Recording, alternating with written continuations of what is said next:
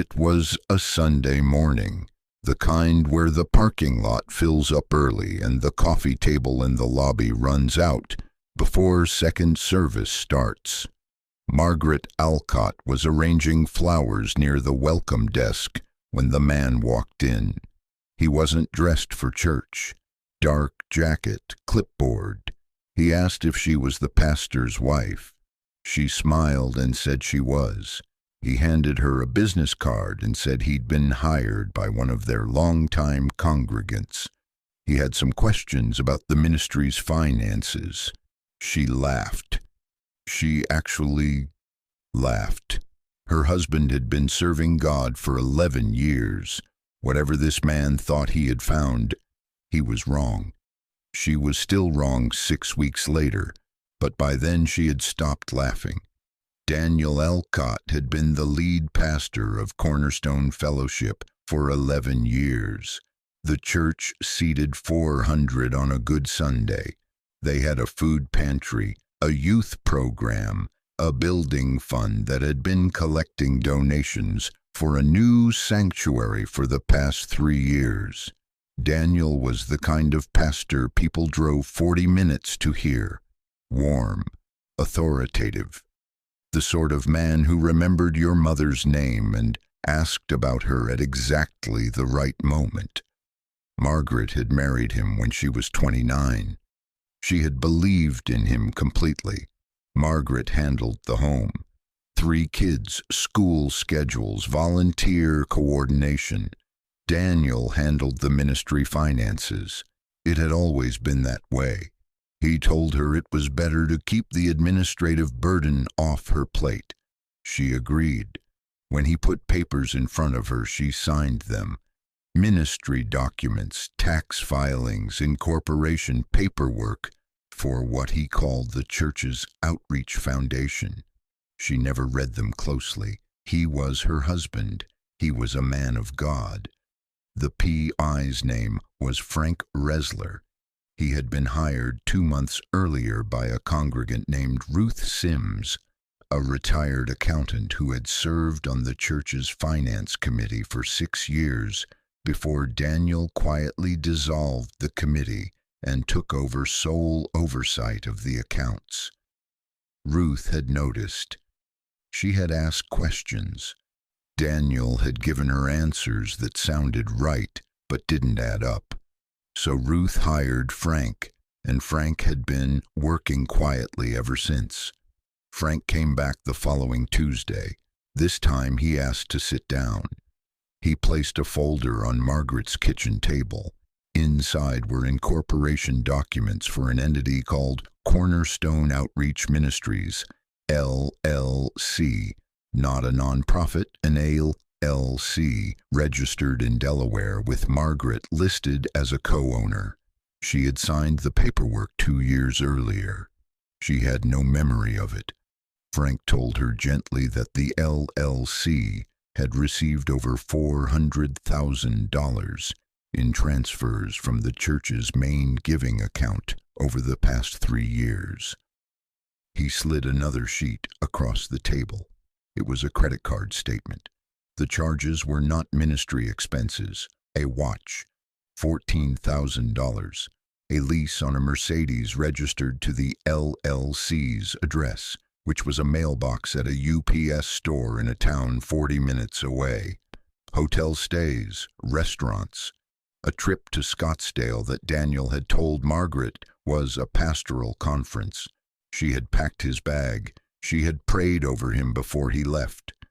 The conference did not exist. There was no record of it anywhere.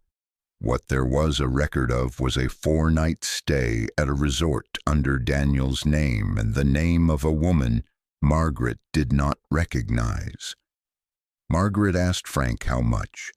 He told her the total transfers out of congregant giving accounts over 6 years came to approximately $900,000. The building fund, the sanctuary that 400 people had been sacrificially giving toward for 3 years, had $87,000 left in it. The rest was gone. Frank told her there was something else. He pulled out a single sheet. It was a credential verification. The seminary Daniel had listed on his ordination certificate had been contacted. They had no record of a Daniel Alcott ever enrolling. He had never been ordained. The certificate on his office wall had been purchased from a document printing service for $60. Margaret sat at her kitchen table for a long time after Frank left. She thought about the 11 years, the sermons, the altar calls, the families who had come to Daniel in crisis and trusted him with their worst moments. She thought about Ruth Sims, 67 years old, retired, who had been quietly doing the math for 2 months while Margaret was still arranging flowers in the lobby. She called Daniel that afternoon. He didn't answer. She called 4 more times. On the 5th call, it went straight to voicemail. The mailbox was full. She drove to the church. His office was unlocked. His desk was cleared. The credential certificate was still on the wall. She took it down and turned it over. The back had a watermark from a novelty printing company based in Nevada.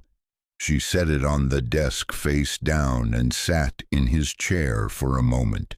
Then she called a lawyer. The lawyer told her what Frank had already suggested. Her signature on the LLC documents created potential liability. The IRS had already opened an inquiry.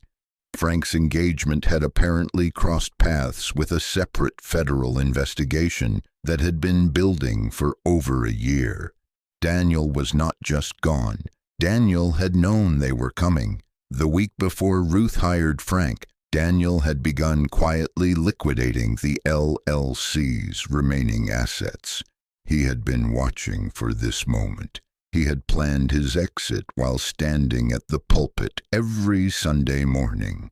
The congregation found out on a Wednesday night when 2 federal agents came to the midweek service looking for Daniel. They did not find him. What they found were 400 people who had given their money, their trust, and in some cases, their most broken moments to a man whose name might not even be Daniel Alcott. Frank later told Margaret that the identity question was still open. The social security number on file did not match the name. Whoever Daniel was, wherever he had come from before Cornerstone, the trail went cold 11 years back. Before the church, before her, before all of it, Margaret cooperated fully with investigators.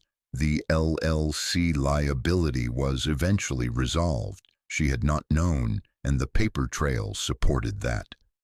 Ruth Sims sat with her through most of it, the woman who had hired the PI, the retired accountant who had done the math while everyone else was singing. Some lies are built to last.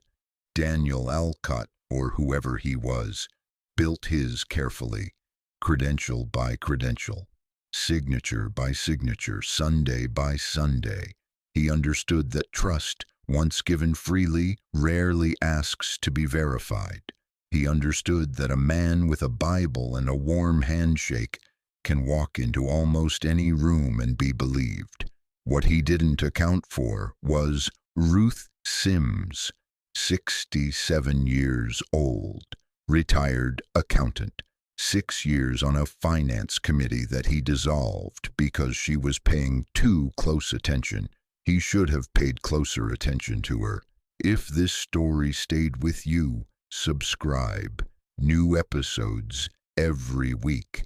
Next time, she thought she married a veteran. He had never served a day in his life. Hidden lives. Because some people are never who they say they are.